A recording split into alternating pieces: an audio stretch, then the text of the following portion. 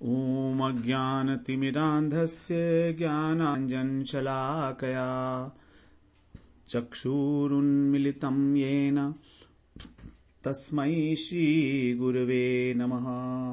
वन्देऽहं श्रीगुरो श्रीयुतपदकमलं श्रीगुरून् वैष्णवांश्च श्रीरूपं साग्रजातं सहगण रघुनाथान्वितं तं सजीवं साद्वैतं सावधूतं परिजनसहितं कृष्णचैतन्यदेवं श्रीराधा कृष्णपादान् सहगण ललिता श्रीविशाखान्वितांश्च तमादिदेवं करुणानिधानं तमालवर्णं सुहितावतारम् अपार संसार समुद्र सेतुं भजामहे भागवत स्वरूपम्।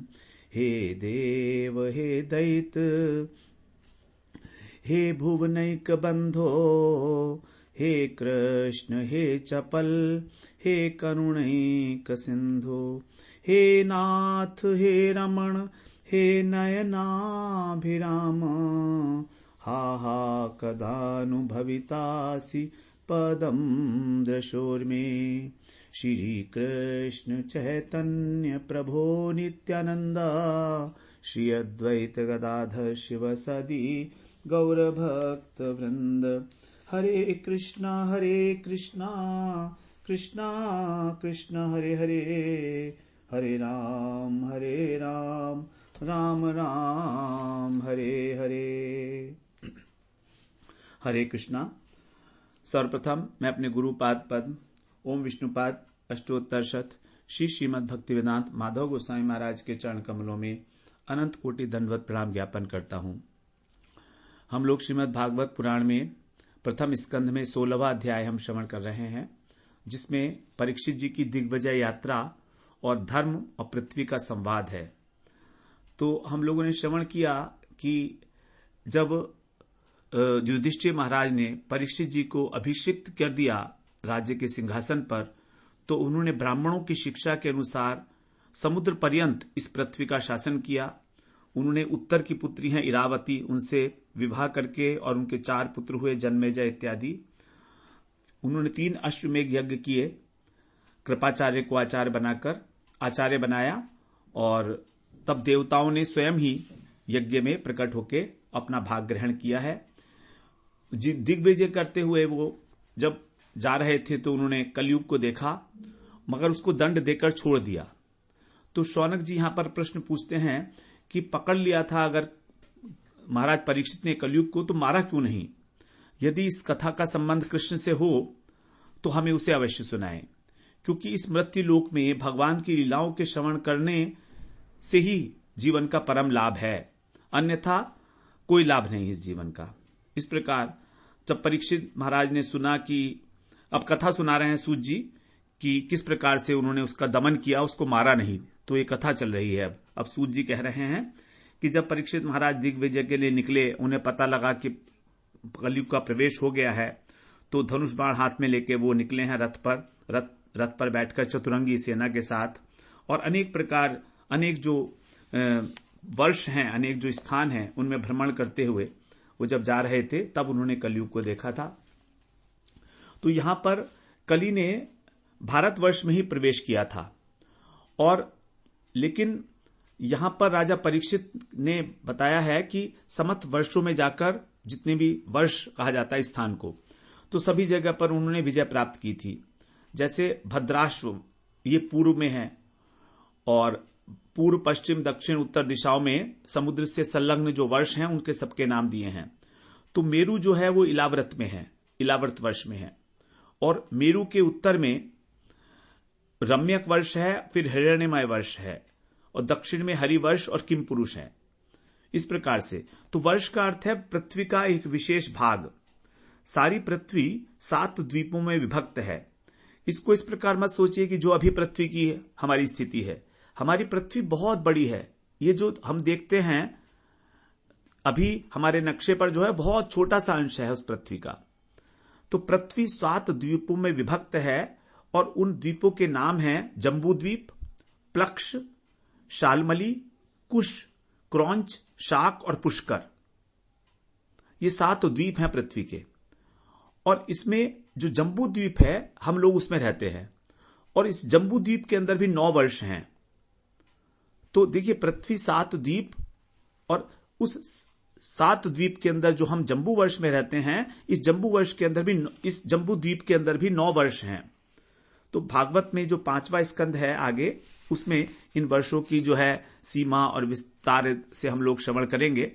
तो यहां पर परीक्षित महाराज के लिए कहा जा रहा है कि उन्होंने सभी वर्षों को विजय प्राप्त की। मतलब द्वीप की नहीं, जो पृथ्वी के अंदर 7 द्वीप थे, उसमें जम्बू द्वीप के अंदर जो वर्ष थे 9 वर्ष, तो उनके अंदर उन्होंने विजय प्राप्त की है और वहां के राजाओं को उन्होंने अपने अधीन कर लिया। क्योंकि यहां जो बताए गए हैं सब ये वर्ष हैं, किम पुरुष इत्यादि, तो ये 9 वर्ष हैं। इस प्रकार से हम आगे उसको श्रवण करेंगे। अभी हम लोग 19वें श्लोक में प्रवेश करते हैं। धर्म जो है, धर्म और पृथ्वी का संवाद है। हां, तो बीच में ये रह गया था, जब वो आगे बढ़े थे तो उन्होंने एक पैर वाले बैल को देखा। वो जो है घास चर रहा था, धर्म था वो वास्तव में, और उसके साथ में ही एक गौ रूपिणी पृथ्वी थी। तो वो जो है रो रही थी, अश्रुपूर्णा, अश्रुवदना। तो उससे उन्होंने पूछा, धर्म ने पूछा। तो धर्म ने क्या पूछा है, ये हम 19वें श्लोक से अब श्रवण करते हैं। धर्म उवाच कच्चित भद्रे नामयात्मनस्ते विच्छायासी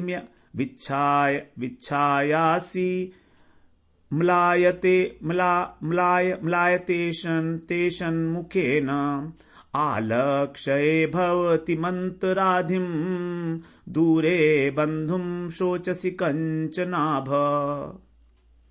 कच्चित भद्रे, हे भद्रे, भद्रे कहकर संबोधन दिया जा रहा है यहां पर। कल्याणी और भद्रे, तुम्हारा कल्याण हो। धर्म कह रहा है यहां पर पृथ्वी रूपणी गाय से कि हे कल्याणी, अर्थात हे भद्रे, कच्चित, क्या, ते आत्मनः, क्या आपका शरीर अनामय अर्थात स्वस्थ तो है।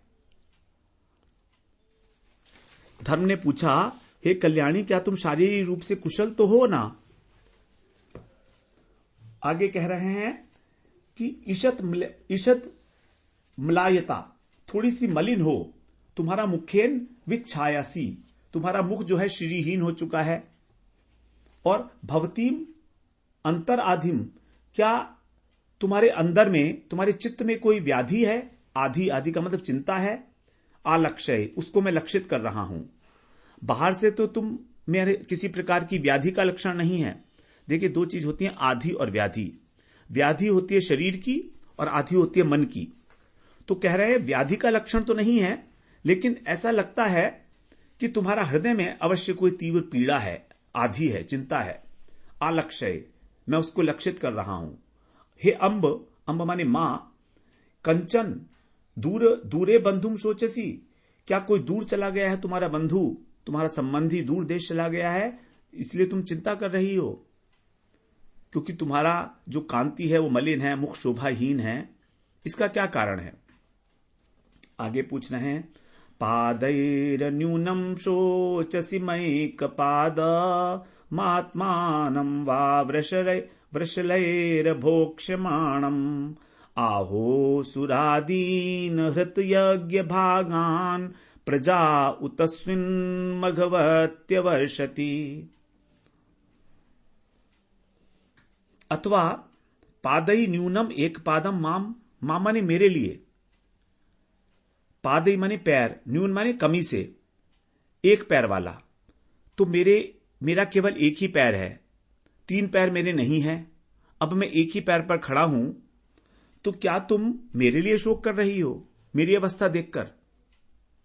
क्योंकि धर्म के भी 3 पैर टूटे हुए थे। जब वो पृथ्वी से बात पूछ रहा था, एक ही पैर पर वो खड़ा हुआ था।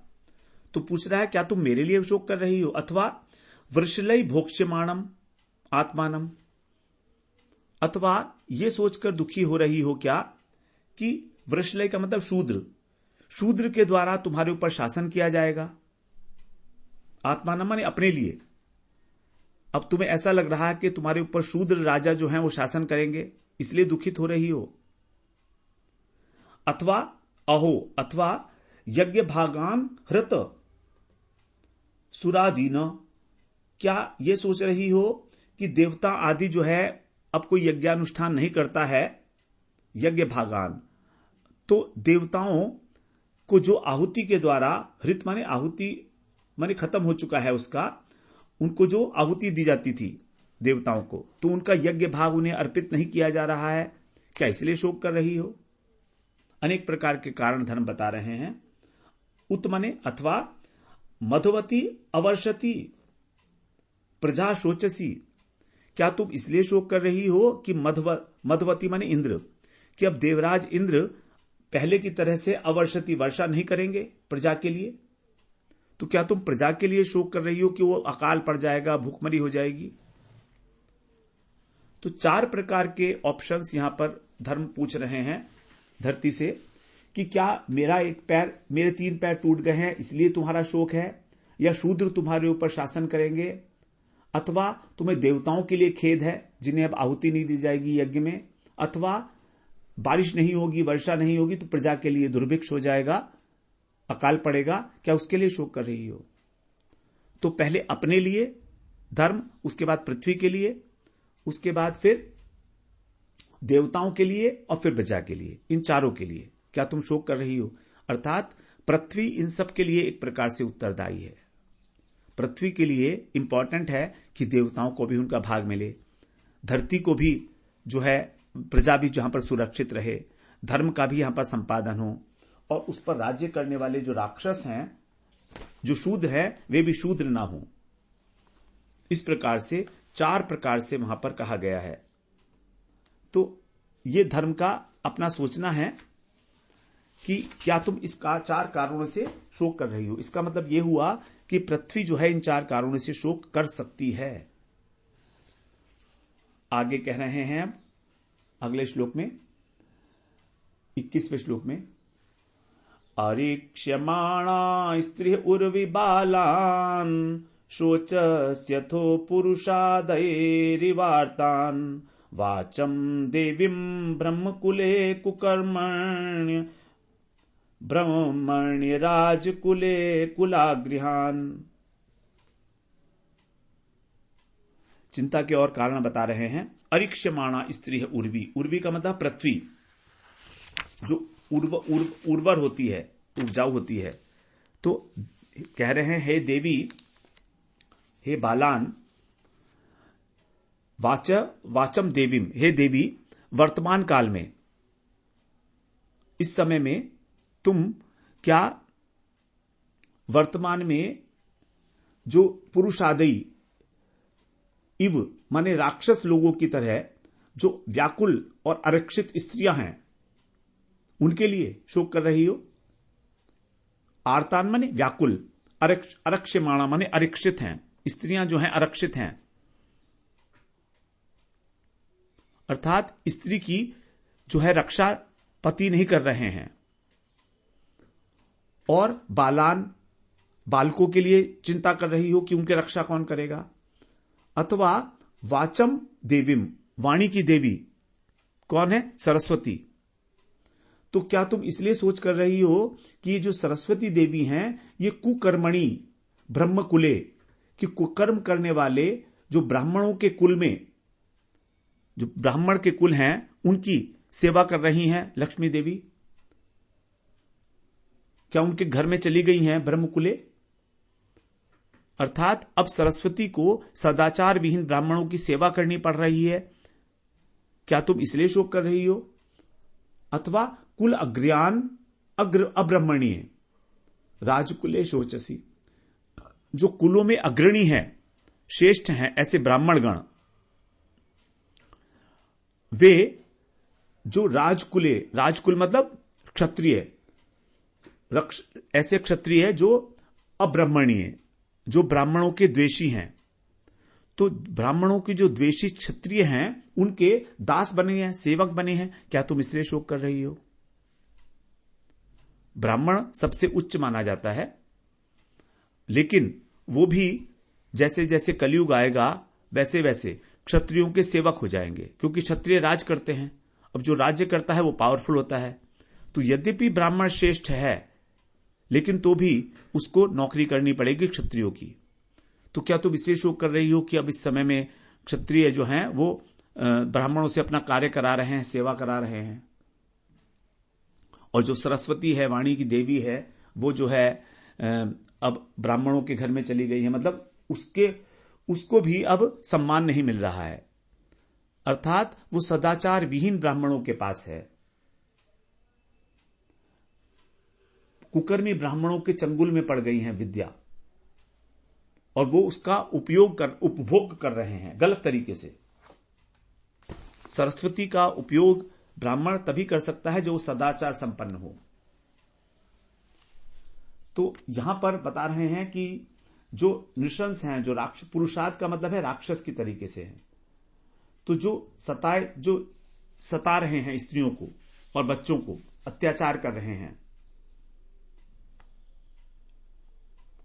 और ब्राह्मण जो हैं वो सरस्वती देवी की रक्षा नहीं कर पाएंगे, केवल नाम के ब्राह्मण होंगे, सदाचार संपन्न नहीं हैं। और ब्राह्मण दक्षिणा के ऊपर जीवित रहता है, लेकिन कब?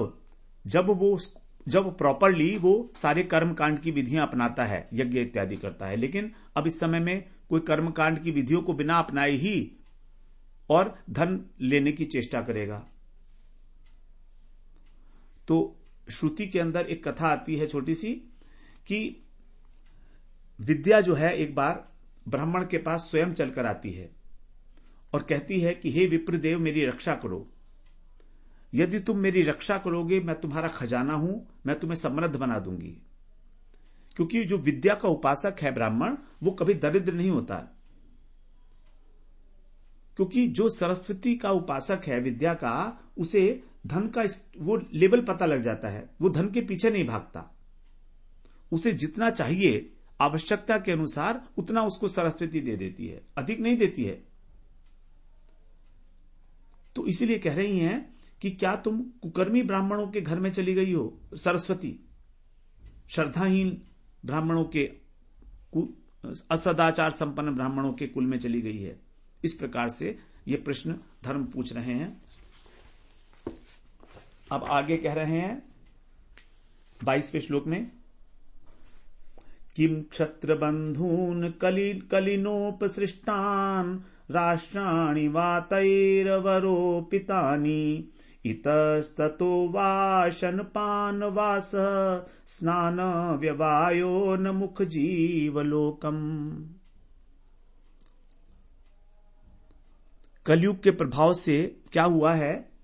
कलयुग के द्वारा इसके प्रभाव से उपसृष्टान माने उत्पन्न हुए हैं ऐसे ऐसे लोग। कैसे? क्षत्र बंधून, जो क्षत्रिय अधम हैं, जो क्षत्रिय नहीं हैं लेकिन राजा हैं, मतलब अधम क्षत्रिय राजा, अर्थात जो केवल नाम मात्र के ही राजा रह गए हैं। इस प्रकार के उनको कहा गया क्षत्र बंधून। जैसे अधम ब्राह्मण को कहा जाता है ब्रह्म बंधु, उसी प्रकार से क्षत्रिय जो अधम होता है उसको कहा जाता है क्षत्र बंधु। ये एक अपशब्द है संस्कृत भाषा में कि अधम क्षत्रिय। अथवा वामने, अथवा जो सारी प्रजा है वो, तई माने उनके द्वारा, इस प्रकार के राजाओं के द्वारा अवरोपितानी राष्ट्राणी, जो राष्ट्र हैं वो उजाड़ दिए गए हैं। राष्ट्र जो हैं उनको उनके द्वारा उजाड़ दिए गए हैं, क्षत्रियों के द्वारा। जो अधम क्षत्रिय हैं वो प्रजा का तो ठीक प्रकार से पालन करते नहीं हैं,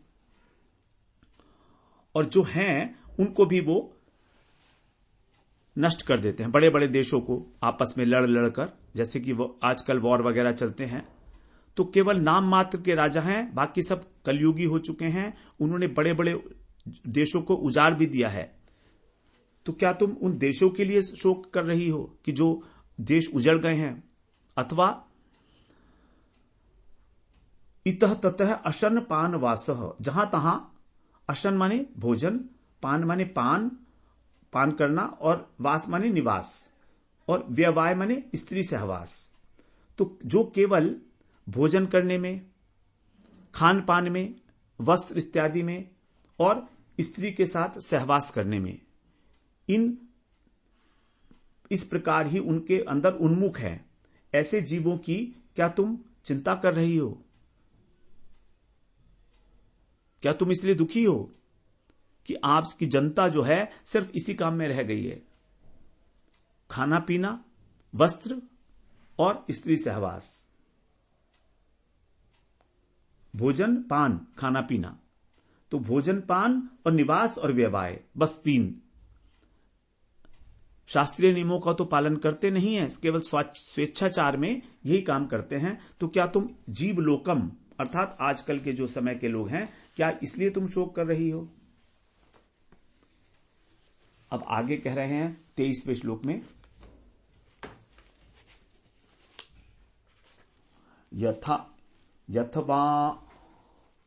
यथवाम्बते भूरि भरावतार कृतावतारस्य हरिर्धरित्री अंतर्हितस्य स्मृति प्रसृष्टा कर्माणि निर्वाण विलंबितानि।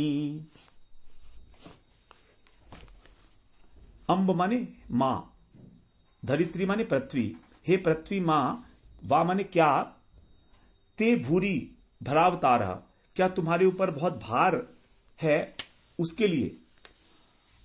अवतारस्य कृत, जिन्होंने अवतार धारण किया, हरे श्री हरि अंतर्हितस्य, अंतर्धान हो गए हैं, यत विसृष्टा, और छोड़ दिए गए हैं। जो भगवान आए थे यहां पर आपका भार उतारने के लिए, तो क्या तुम्हें उनकी याद आ रही है? क्योंकि वो अब चले गए हैं। अवतार लिया था उन्होंने, और अवतार लेकर उन्होंने ऐसी ऐसी लीलाएं की थी, तो क्या तुम इसलिए दुबली हो रही हो? अथवा हे अंबा, बलिना बलियसा कालेन ते, जो बलवानों में भी बलवान है, परम बलवान काल के द्वारा, और सुरर्चितम, जो देवताओं से भी पूजित हैं, ऐसे सौभाग्यम हृतम, क्या तुम्हारा सौभाग्य हरण हो गया है?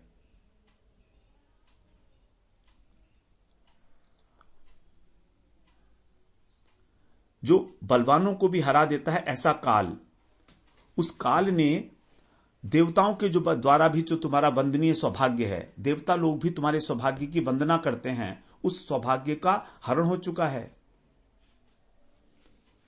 तुम अपने क्लेश का कारण बताओ मुझको कि क्या है, क्योंकि पूर्व काल में देवतागण तुम्हारे सौभाग्य की वंदना क्या करते थे, तो इसका मूल कारण क्या है कि तुम्हें क्या पीड़ा है कि तुम इतनी दुर्बल हो रही हो?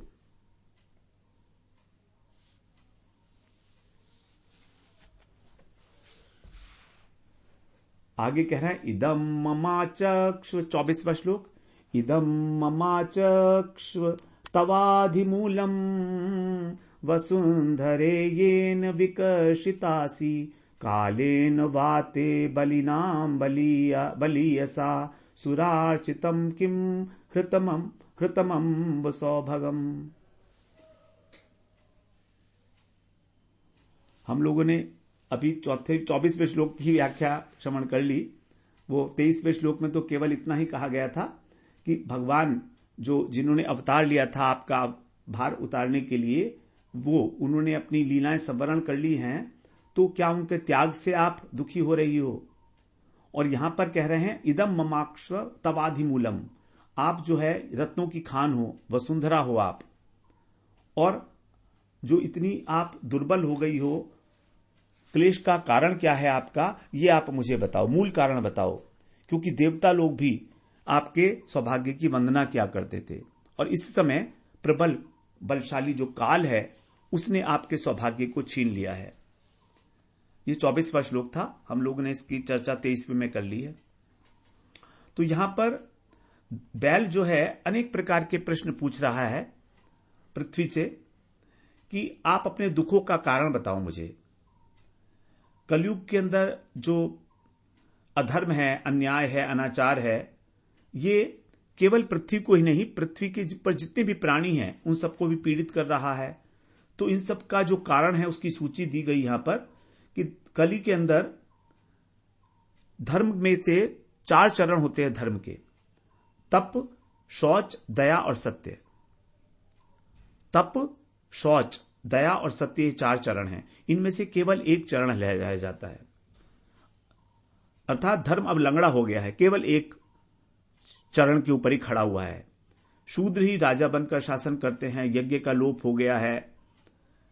पति लोग पत्नी की रक्षा तो क्या उनकी हत्या करने लगते हैं। माता पिता भी अपने बच्चों की रक्षा नहीं करते हैं, क्रूर हो जाते हैं। ब्राह्मणों के अंदर दुराचार, विद्याहीनता, शूद्र राजाओं को नौकरी मिलती है। तो इस प्रकार के अनेक असद व्यवहार हैं कलिकाल के अंदर। तो सभी लोग जो हैं वो पीड़ित हैं पृथ्वी के ऊपर। तो धर्म ने इन्हीं सब के लिए पृथ्वी से जिज्ञासा की है इन श्लोकों के द्वारा 24वें श्लोक तक। आगे अब 25वें श्लोक से धरती जो है वो उत्तर देना आरंभ करेंगी।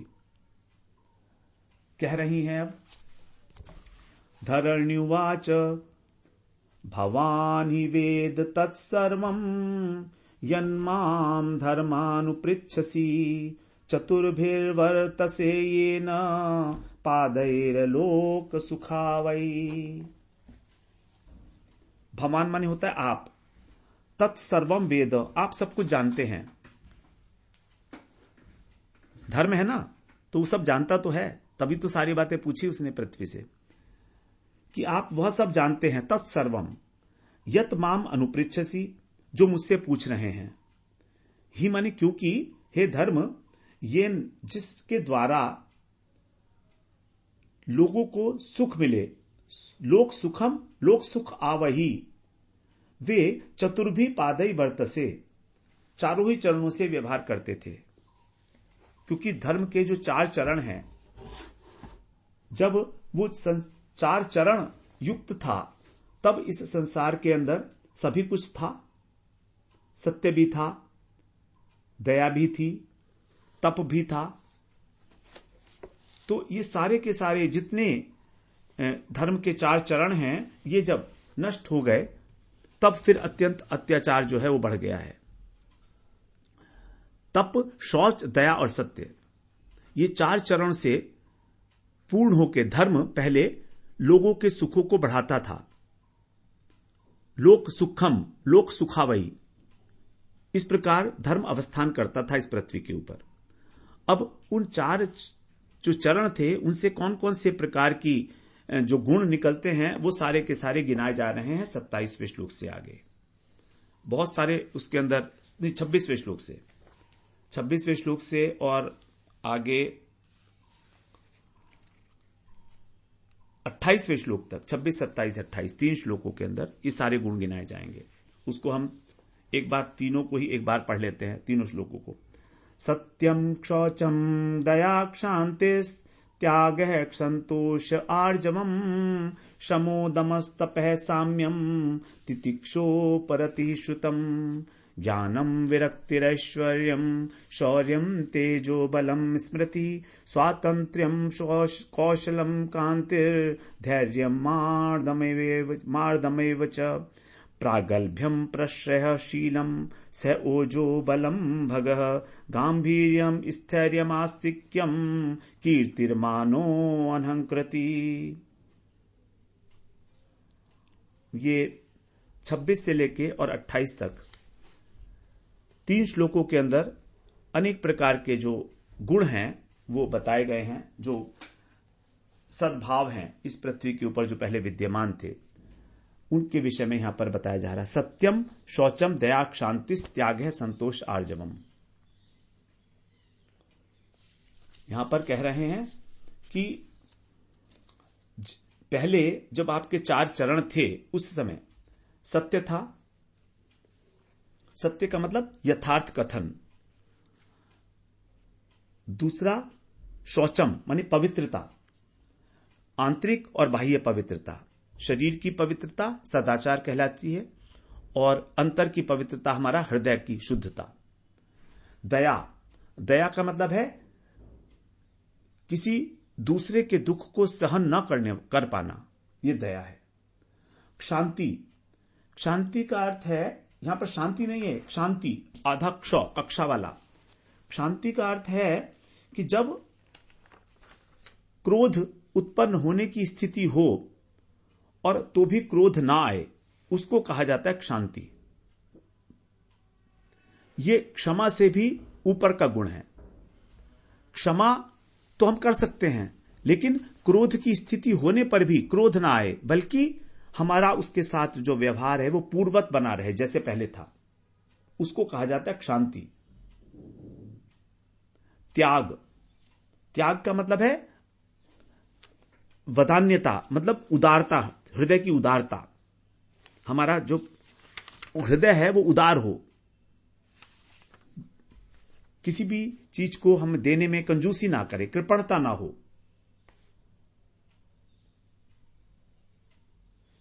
आगे कह रहे हैं संतोष, जो कुछ भी मिले स्वतः तृप्त हो जाना, जो कुछ भी मिले हमारे को हमारे प्रारब्ध के अनुसार। आर्जवम का मतलब है सरलता, संतोष आर्जवम। आर्जवम शब्द से ही जो है अर्जुन का नाम है अर्जुन, क्योंकि अर्जुन का वृक्ष सीधा होता है बिल्कुल। ये सरलता बड़ी मुश्किल काम है। संसार हमको बहुत चतुराई सिखा देता है, जबकि हमारा जो बाल्यकाल है वो अत्यंत सरल है, और बड़े होकर हम चालाक स्वार्थी हो जाते हैं। धर्म, वास्तव में जो धर्म है वो व्यक्ति को बुद्धिमान बनाता है, धूर्त नहीं बनाता, क्रूर नहीं बनाता, सरलता बनाए रखता है। तो जो नवधा भक्ति बताई गई है भगवान के द्वारा, नाम को राम ने बताई है शबरी जी को, उसमें ये कहा नवम भक्ति सरलता है। नवम सरल सब छल ही ना, नवम भक्ति को भगवान ने कह दिया सरलता। वहां पर जो किसी को धोखा ना दे, जो बोले वही करे, किसी प्रकार का छल कपट ना करे, उसको कहेंगे हम सरलता।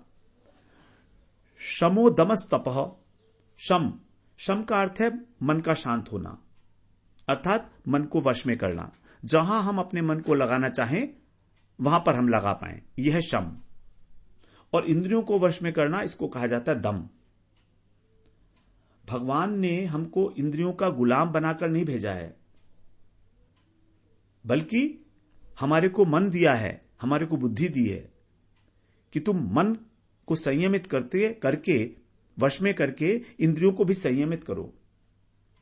लेकिन अविद्या के कारण हम लोग, जो इंद्रियां हमारी संसार में विषय भोगों की ओर भाग रही हैं, तो इंद्रियों की गुलामी को हम स्वीकार कर लेते हैं। हम अपनी इंद्रियों के गुलाम हैं वास्तव में। यह अतीतना भी हमारी अपनी स्वीकार की हुई है। तो कह रहे हैं शम और दम। आगे कह रहे हैं तप। तप के लिए बताया कष्ट सहना जीवन में, किसी भी कष्ट को सहना, शारीरिक कष्ट, मानसिक कष्ट स्वीकार करना उसको। सारी सृष्टि तपस्या के बल पर टिकी हुई है। ब्रह्मा जी को सबसे पहले सृष्टि के आदि काल में दो ही शब्द सुनाई दिए थे, त और प।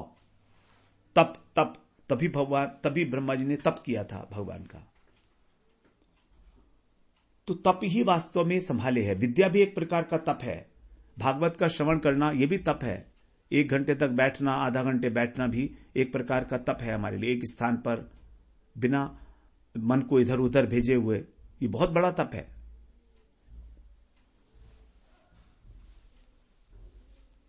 और भक्तों के लिए जो है हम एकादशी व्रत इत्यादि करते हैं, वो भी तप है, क्योंकि उसमें हम लोग अन्न का त्याग करते हैं। यद्यपि 2 बार खा लेते हैं हम अनुकल्प के रूप में, फलाहार करते हैं, लेकिन तो भी वो तप कहला जाता है।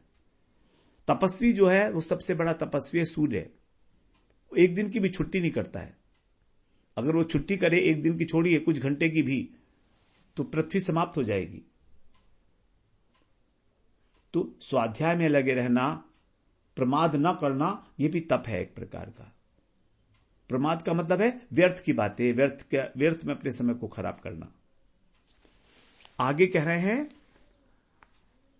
साम्यम। साम्यम माने समभाव रखना, किसी को छोटा बड़ा ना समझना,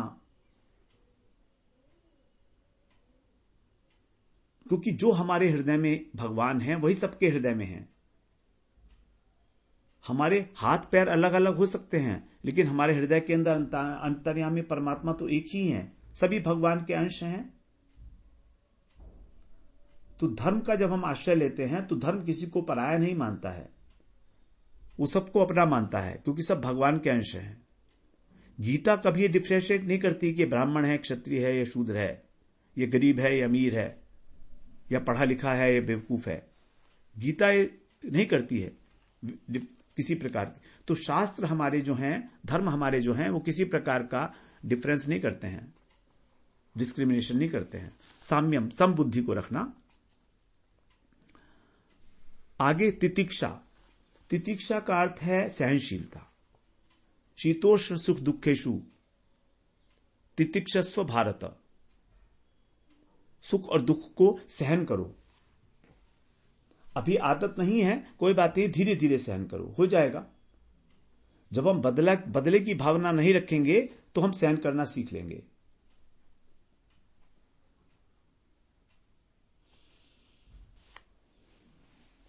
उसके बाद आगे कह रहे हैं उपरति। उपरति का मतलब है संसार से वैराग्य। ये उपरति तभी होगी जब भगवान से राग हो जाएगा, अन्यथा नहीं हो सकता संसार से उपरति हमें। जब हमें विश्वास हो जाएगा भगवान की कथाओं पर, जब हम उनको सुनेंगे, उनकी महिमा का ज्ञान हो जाएगा, तब हमारा इस संसार जो अनावश्यक कार्य हैं इसके अंदर, जीवन निर्वाह से अतिरिक्त, वो सब उपरति, उनसे वैराग्य हो जाएगा। फिर आगे श्रुतम। श्रुतम का मतलब है बहुत अधिक सुनना। बहुत अधिक सुनने से भी नहीं होगा। कभी हमने इसको सुना, कभी उसे सुना, अनेक प्रकार के लेक्चर सुनना, अनेक विषयों के अनेक वक्ताओं के माध्यम से, उससे भक्ति प्राप्त नहीं होगी। आगे कह रहे हैं ज्ञानम। जो ज्ञान है, ब्रह्म ज्ञान। तत्व ज्ञान के विषय की बात नहीं कर रहे, क्योंकि तत्व ज्ञान तो हमें जानना ही चाहिए, हम कौन है, परमात्मा कौन है, माया क्या है।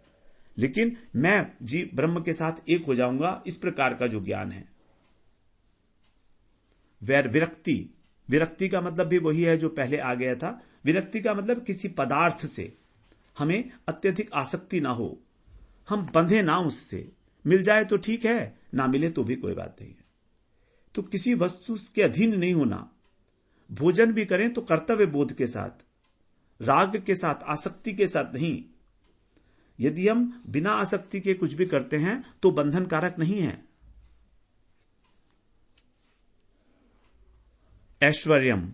अनेक प्रकार का संग्रह करना, अनेक प्रकार की वस्तुओं को संग्रह करने से हमारा ऐश्वर्य बढ़ता है, उसको कह रहे हैं शौर्यम तेजो बलम स्मृति। शौर्य का अर्थ है वीरता, हृदय के अंदर वीरता होनी चाहिए।